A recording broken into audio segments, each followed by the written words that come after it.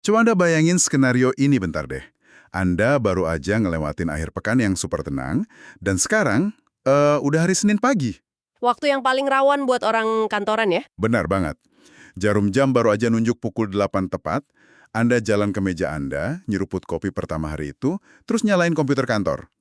Pikiran Anda mungkin lagi sibuk nyusun daftar tugas, atau siap-siap buat rapat pagi. Rutinitas normal ya, nunggu desktop muncul. Iya, nunggu desktop muncul seperti biasa. Tapi, alih-alih ngelihat wallpaper atau deretan icon aplikasi yang familiar, layar Anda tiba-tiba berkedip. Terus, dalam hitungan detik, seluruh layar berubah jadi warna merah terang. Merah darah gitu. Nah itu momen dimana jantung mulai turun ke perut. Parah sih. Dan tepat di tengah layar merah itu, ada sebuah logo tengkorak raksasa yang seolah-olah natap balik ke arah Anda. Dan bagi siapapun yang kerja di dunia teknologi saat ini, logo tengkorak itu bukan sekedar gambar iseng atau orang iseng hack layar. Bukan prank ya? Jelas bukan. Itu adalah pengumuman resmi. Pengumuman bahwa perusahaan Anda baru aja kehilangan kendali atas nyawanya sendiri. Itu dia inti masalahnya. Tepat di bawah tengkorak itu, ada pesan yang bikin mual. Bunyinya kurang lebih, semua data perusahaan Anda telah kami enkripsi. Bayar 10 Bitcoin dalam 24 jam, atau data pelanggan Anda kami bocorin ke publik. Dan biasanya ada counternya kan, waktu mundur yang jalan terus. Iya, ada timer mundur yang terus berdetak di sudut layar. Tik, tok, tik, tok. Jantung Anda pasti langsung berdebar kencang. Anda nelpon rekan kerja di meja sebelah, layarnya juga nunjukin hal yang sama. Kiamat digital baru aja dimulai. Tapi, nah ini yang sering nggak disadari orang-orang pada detik kepanikan itu. Serangan tersebut sebenarnya nggak baru aja dimulai. Maksudnya, udah dari lama. Bener, layar merah itu tuh cuma tahap akhir. Para peretas atau hacker ini mungkin udah ada di dalam jaringan Anda selama berminggu-minggu atau bahkan berbulan-bulan. Wow, diam-diam gitu ya di dalam sistem. Betul, mereka diam-diam metain sistem Anda, nyuri data-data sensitif, dan naruh bom waktu mereka di sana-sini. Layar merah itu cuma momen di mana mereka akhirnya neken tombol pelatuknya aja. Di tahun 2026 ini, ancaman kayak gini tuh bukan lagi skenario dari film thriller Hollywood. Udah jadi makanan sehari-hari. Iya, ini realitas operasional harian banyak perusahaan. Nah, dari tumpukan sumber, riset, dan catatan yang udah kita kumpulin buat diskusi kita kali ini, misi eksplorasi mendalam kita adalah membedah secara anatomis apa yang sebenarnya terjadi pada 24 jam pertama yang sangat krusial ini. Periode emasnya lah ya. Betul. Kita bakal lihat kenapa insting pertama manusia saat ngadepin krisis digital ini hampir selalu salah. Dan gimana seorang profesional sejati melangkah masuk ke dalam kekacauan itu untuk ngambil alih kendali. Karena pemahaman tentang krisis 24 jam pertama ini benar-benar sesuatu yang mutlak harus Anda miliki sih. Mau Anda di level manajemen atau staf IT gitu ya? Iya, baik Anda di jajaran manajemen tingkat atas, staf IT operasional, atau sekedar pengamat teknologi sekalipun. Karena di lanskap keamanan siber saat ini, pertanyaannya tuh bukan apakah perusahaan Anda bakal diserang. Tapi kapan? Tepat. Secara matematis, pertanyaannya hanyalah kapan giliran Anda. Menghadapi ransomware itu kan ibaratnya Anda lagi tidur lelap nih, terus tiba-tiba kebangun karena dengar suara kaca pecah. Terus Anda ngelihat ada perampok bersenjata di dalam rumah Anda. Analogi yang pas banget. Kan pertanyaannya, apakah Anda bakal teriak panik, lari nggak tentu arah, dan malah bikin kekacauan yang lebih besar? Ataukah Anda udah punya rute evakuasi, kode keamanan, dan rencana darurat yang jelas? Sayangnya sih ya, kalau berhadapan sama perampok digital, sumber-sumber yang kita baca nunjukin kebanyakan perusahaan milih buat teriak panik. Iya, panik buta gitu. Dan kepanikan itu memicu serangkaian keputusan yang sangat merugikan. Gini, di lapangan Anda biasanya punya tim IT support yang hebat banget jaga operasional sehari-hari. Yang benerin printer, ngurusin email gitu kan. Nah iya, mereka jago benerin server yang mati atau ngatur ulang akses akun. Tapi masalahnya, mereka nggak dilatih buat situasi pertempuran. Ketika layar merah itu muncul, adrenalin ngambil alih. Dan mereka seringkali lakuin kesalahan fatal yang pertama. Apa tuh? Mencabut kabel. Sebentar, tunggu dulu. Saya harus nantang pemikiran ini sih. Karena, jujur aja, kalau saya ada di ruangan server itu, saya kayaknya bakal ngelakuin hal yang sama deh. Oh iya? Cabut kabel power gitu? Iyalah, secara logika manusiawi, mencabut kabel itu kan sangat masuk akal. Ibaratnya nih, Anda punya luka yang ngeluarin banyak darah di lengan Anda. Insting pertama kan pasti ngikat luka itu pakai turnike sekuat mungkin ya kan? Biar racun atau darahnya nggak nyebar ke organ vital lain. Nah, benar. Kenapa di dunia digital, insting buat ngentiin pendarahan dengan cara matiin mesin ini malah dianggap sebagai kesalahan fatal? Logikanya memang kerasa benar di dunia fisik, tapi di dunia arsitektur komputer, aturannya tuh kebalik. Kebalik, gimana maksudnya? Alasan kenapa turniket digital ini jadi bencana, itu terletak pada cara komputer nyimpen sebuah bukti kejahatan. Di dalam komputer ada yang namanya RAM atau memori yang sifatnya volatile, mudah menguap. Oke, RAM yang buat performa komputer itu kan? Betul.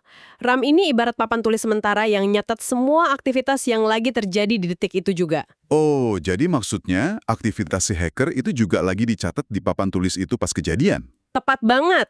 Saat malware atau virusnya lagi aktif mengenkripsi data Anda, kunci enkripsinya, alamat IP dari mana sang hacker ngendaliin sistem, jalur komunikasi rahasia mereka, semuanya tuh lagi berjalan di atas RAM tersebut. Wow. Jadi itu kayak sidik jari perampok yang masih basah gitu ya? Iya, sidik jari yang ngasih nempel. Tapi sifat dasar dari RAM ini adalah dia butuh aliran listrik buat nyimpen data itu. Begitu Anda narik kabel power dari dinding, listrik mati, dan papan tulis itu terhapus bersih dalam hitungan milidetik. Astaga. Jadi niatnya mau nyelamatin sistem, Anda justru secara nggak sengaja ngehancurin tempat kejadian perkara. Benar, Anda nyapu bersih satu-satunya petunjuk yang bisa dipakai sama penyelidik forensik buat ngelacak peretas tersebut. Berarti kita malah bantuin hackernya dong bersihin jejak. Bahkan lebih buruk dari itu sih, beberapa jenis ransomware modern itu udah dirancang pakai mekanisme pertahanan yang canggih. Mekanisme pertahanan gimana? Kalau virus ini ngedeteksi ada penurunan daya atau reboot paksa, mereka bakal ngerusak sistem operasi secara permanen.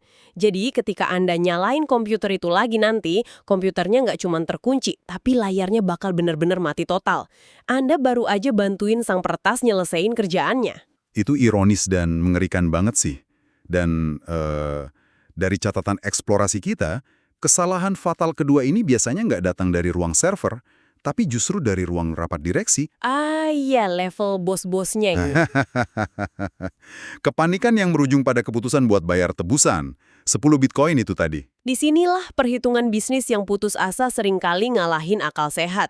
Manajemen kan ngelihat penghitung waktu mundur di layar nih. Mereka mulai panik ngitung potensi kerugian. Kayak data pelanggan yang bocor, tuntutan hukum, operasional lumpuh gitu ya. Betul, belum lagi reputasi yang hancur.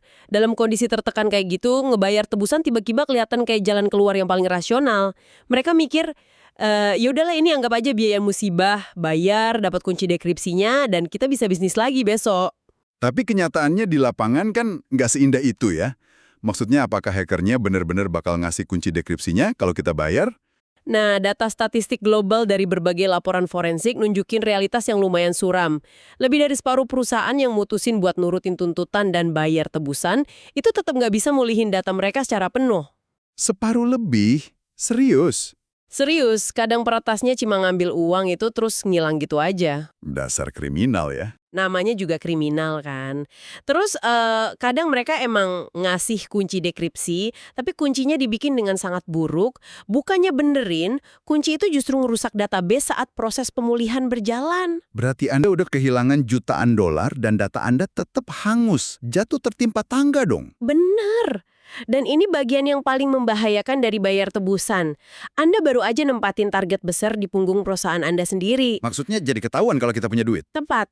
Di forum-forum gelap bawah tanah siber, peretas itu saling berbagi informasi loh. Begitu Anda ngebayar, nama perusahaan Anda bakal masuk ke dalam daftar mangsa empuk. Waduh. Anda udah ngebuktiin ke mereka kalau Anda punya uang dan bersedia tunduk sama pemerasan. Makanya sangat umum buat perusahaan yang udah bayar tebusan itu diserang ulang sama kelompok peretas yang beda. Atau bahkan kelompok yang sama dalam kurun waktu beberapa bulan setelahnya. Berarti kesimpulannya, mencabut kabel itu bikin Anda buta secara forensik, dan membayar tebusan bikin Anda ngedanai musuh sekaligus jadi target permanen. Betul sekali, dua-duanya fatal. Terus kalau dua insting alami ini justru mempercepat kehancuran, siapa yang sebenarnya megang kendali saat layar merah itu muncul? Apa sih yang dilakuin sama para profesional? Nah, perusahaan yang selamat dari krisis ini tuh nggak ngandelin staf IT biasa. Mereka manggil spesialis keamanan cyber yang nguasain seni insiden response atau respons insiden. Pasukan khusus digital gitu ya? Ibaratnya gitu, pasukan elit. Ketika mereka masuk ke ruangan yang lagi penuh kepanikan, mereka tuh nggak terpengaruh sama sekali. Tenang aja, gitu. Saya selalu penasaran sih sama ketenangan mereka ini. Dari sumber-sumber yang kita kaji, ketenangan ini bukan karena mereka ini jenius super yang bisa ngetik cepat dan retas balik si hacker kan? Kayak di film-film. Enggak. Berarti lebih karena mereka beroperasi berdasarkan sebuah dokumen operasional yang sangat ketat, bener nggak? Itu dia rahasianya. Mereka nggak perlu nebak-nebak apa yang harus dilakuin di tengah kepanikan. Karena mereka dipandu sama yang namanya Incident Response Playbook. Playbook, kayak buku taktik pelatih bola ya? Persis. Ini adalah prosedur standar operasi yang udah disusun jauh sebelum serangan itu terjadi. Ibarat protokol evakuasi militer, setiap menit di 24 jam pertama itu udah dipetain dengan jelas. Dan langkah kritis pertama di dalam playbook ini adalah containment atau penahanan. Sebentar. Tadi kan Anda ngejelasin kalau nyabut kabel fisik itu adalah bencana. Terus gimana cara mereka ngelakuin penahanan ancaman tanpa matiin mesin? Mereka pakai metode yang disebut isolasi logis. Alih-alih matiin listrik seluruh gedung, coba Anda bayangin Anda ngunci pintu-pintu elektronik tertentu di sebuah lorong hotel. Oke, jadi pintunya aja yang dikunci, listrik hotelnya tetap nyala. Nah, iya. Ahli insiden response ini bakal masuk ke konfigurasi jaringan, terus modifikasi routing atau jalur lalu lintas datanya. Mereka misahin subnet, yaitu kelompok-kelompok komputer tertentu di dalam jaringan perusahaan, supaya komputer yang udah terinfeksi nggak bisa lagi ngobrol sama server yang masih bersih. Ah, ngerti saya. Jadi komputernya tetap nyala, virus malware-nya mungkin masih jalan, listriknya tetap ada, tapi virus itu kayak terjebak di dalam sebuah ruangan tak kasat mata gitu kan? Betul, dia nggak bisa nyebar ke departemen lain atau nularin server sebelah. Bukti forensik di memori RAM tetap utuh, tapi pendarahannya dihentiin dengan cara yang jauh lebih elegan daripada nyabut colokan. Tepat sekali. Setelah jaringan berhasil dikarantina secara presisi, playbook ini bakal ngarahin mereka ke tahap kedua, yaitu eradication atau pemberantasan ancaman. Tapi ini kedengerannya kayak nyari jarum di tumpukan jerami nggak sih? Gimana Anda bisa yakin 100% kalau Anda udah ngebersihin ancaman itu? Hacker kan pasti udah nyembunyiin jejaknya di mana-mana. Itu sebabnya tahap ini butuh analisis yang dalam banget. Spesialis ini nggak cuma sekedar buka program antivirus terus klik scan, nggak gitu. Kalau kita mah anak magang juga bisa ya. Iya kan? Mereka tuh membedah log lalu lintas data dan registry system buat nyari tahu dari celah mana peretas ini masuk. Seringkali, peretas itu bakal nanemin apa yang disebut backdoor atau pintu belakang. Backdoor ini bentuknya kayak gimana? Ini tuh program kecil yang diam-diam jalan di latar belakang. Dia ngemungkinin si peretas buat masuk lagi kapan aja mereka mau, bahkan setelah virus utamanya udah berhasil kita hapus. Jadi ibarat maling, walaupun kita udah nangkap maling utamanya di ruang tamu, ternyata dia udah duplikat kunci pintu belakang kita.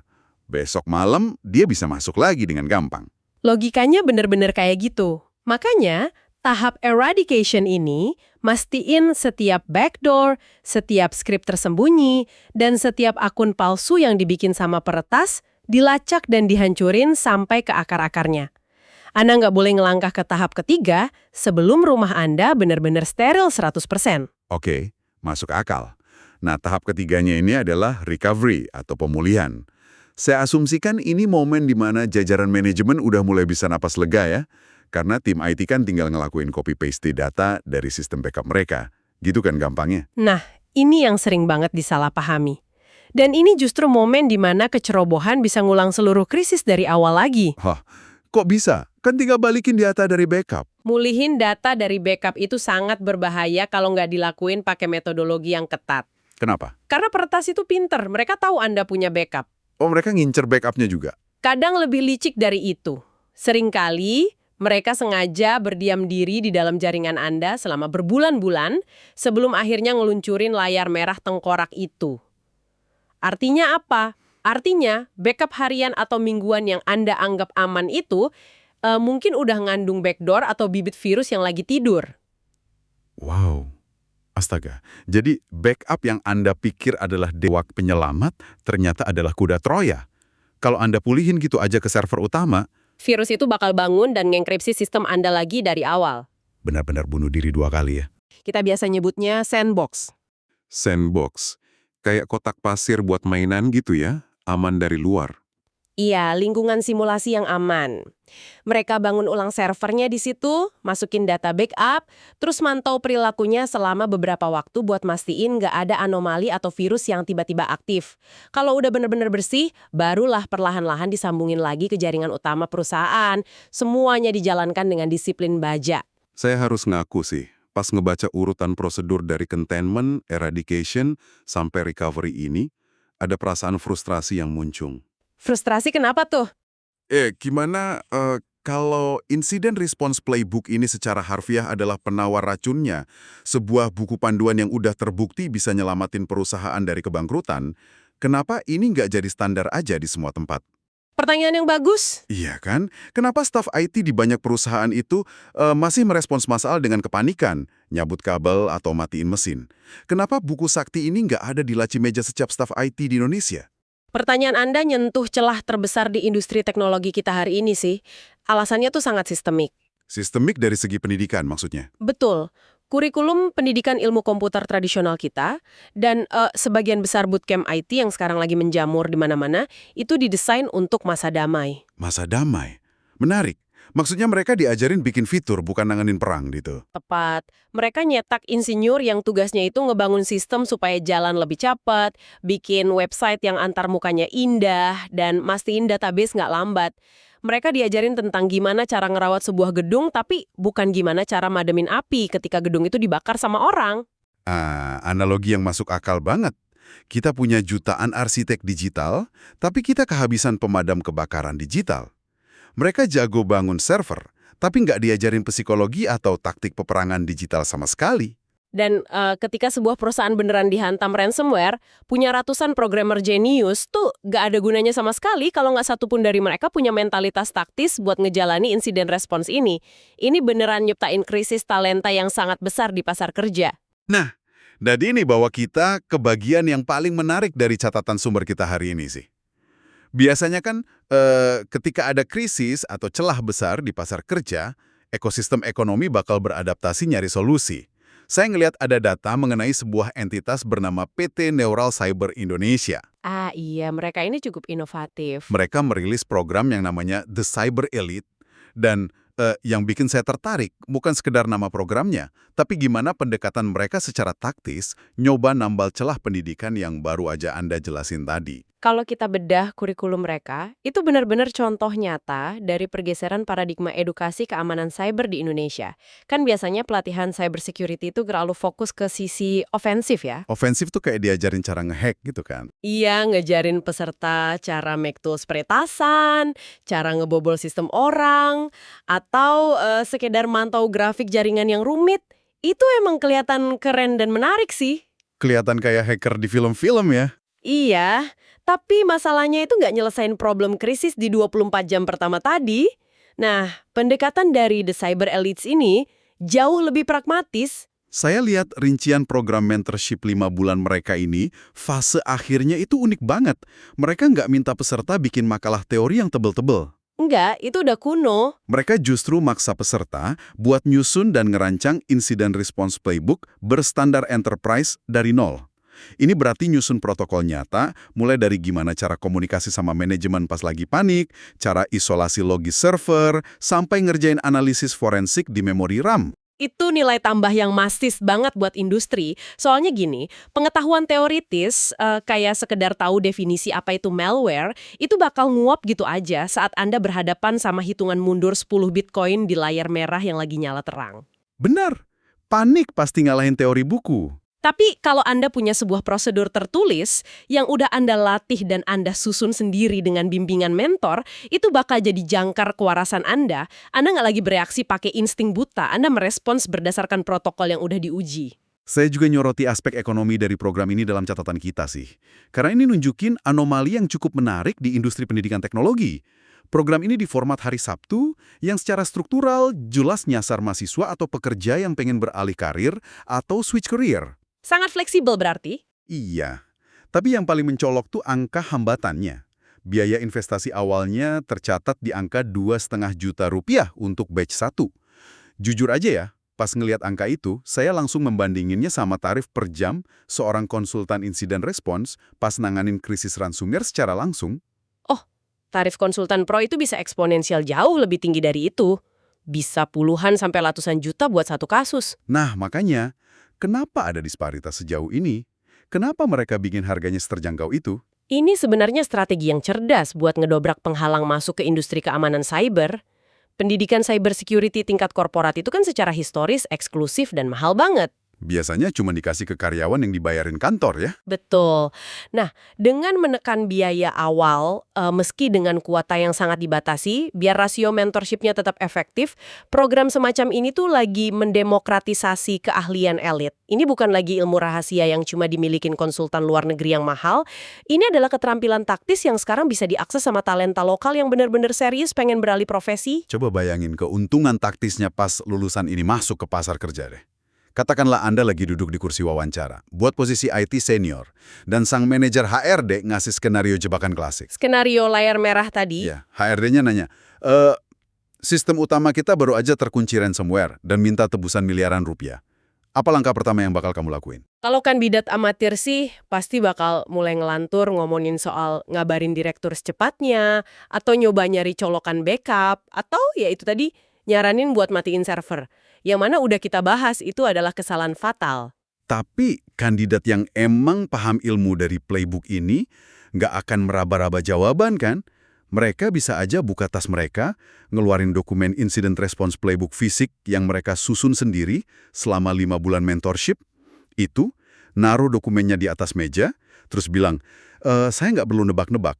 Semua protokol karantina jaringan tanpa ngerusak bukti forensik, metode pencarian backdoor tersembunyi, sampai cara pemulihan aman di sandbox, udah saya dokumentasikan langkah demi langkah di buku ini. Wah, kalau udah gitu sih di titik itu wawancara sebenarnya udah selesai, Anda pasti diterima. Langsung disodorin kontrak kerja ya? Pasti. Karena perusahaan nggak lagi ngelihat kandidat tersebut sebagai beban operasional yang cuma bisa benerin komputer rusak atau printer macet. Perusahaan ngelihat mereka sebagai polis asuransi berjalan. Mereka itu tameng hidup yang bakal nyelamatin perusahaan dari kebangkrutan saat hari terburuk itu benar-benar datang. Mari kita tarik semua benang merah dari diskusi dan eksplorasi kita hari ini. Layar merah menyala, logo tengkorak, ancaman publikasi data sensitif pelanggan, dan hitungan mundur yang maksa Anda ngebayar miliaran rupiah. Ransomware itu emang didesain baik secara psikologis maupun teknis untuk jadi kiamat digital yang absolut. Sangat absolut. Tetapi kuncinya di sini adalah dia hanya menjadi kiamat bagi organisasi yang emang nggak siap. Bagi mereka yang cuma ngandelin insting buta, yang panik matiin sumber daya, atau yang kelewat naif mempercayai niat baik seorang pemeras. Betul banget. Sementara bagi seorang spesialis keamanan siber yang dipersenjatai dengan insiden response playbook yang kokoh, layar merah itu bukanlah akhir dari segalanya. Momen 24 jam pertama itu justru adalah panggung utama, di mana mereka ngebuktiin nilai fundamental mereka. Kekacauan itu adalah kanvas tempat mereka bekerja dengan presisi tingkat bedah, mengisolasi, memberantas, dan memulihkan sistem dari ambang kematian. Ibarat di dunia nyata, persiapan itu adalah garis pemisah yang tebal antara mereka yang selamat dan mereka yang hancur. Anda kan nggak mungkin baru mulai nyari tahu cara ngebaca denah gedung saat asap kebakaran udah menuhin seluruh ruangan kan? Anda harus ngebangun kapasitas itu dari sekarang. Memahami prosedurnya, ngasah taktiknya, dan yang paling penting, punya panduan tertulisnya sebelum serangan itu benar-benar kejadian. Kita hari ini udah ngeliat betapa vitalnya persiapan teknis tingkat enterprise ini buat nyelamatin raksasa korporat dari kelumpuhan total. Tapi sebelum kita nyudahi sesi bedah materi kita kali ini, saya pengen Anda merenungkan satu hal yang mungkin kerasa lebih dekat sama kehidupan Anda sehari-hari. Apa itu? Gini, kita sering banget ngabisin waktu ngekhawatirin server perusahaan atau data pelanggan yang nilainya jutaan dolar. Tapi coba pikirkan ini deh, seperti apa sih bentuk insiden response playbook untuk kehidupan digital Anda sendiri? Wah, ini pertanyaan jebakan buat diri sendiri nih. Iya kan? Gimana kalau besok pagi bukan server kantor yang terkunci, melainkan smartphone yang sekarang ada di genggaman Anda? Kalau identitas digital Anda, akses ke aplikasi M-Banking Anda, dan semua foto serta kenangan personal Anda yang nggak tergantikan itu, tiba-tiba disendara di balik layar merah berlogo tengkorak. Apakah Anda udah tahu langkah presisi apa yang bakal Anda ambil di 24 jam pertama? Ataukah Anda cuma bakal teriak panik dan pasrah? Sesuatu yang benar-benar harus dipikirin malam ini sih. Pastinya. Nah, sekian untuk sesi kali ini. Terima kasih udah nemenin eksplorasi mendalam kami, dan sampai jumpa di ruang diskusi kita berikutnya.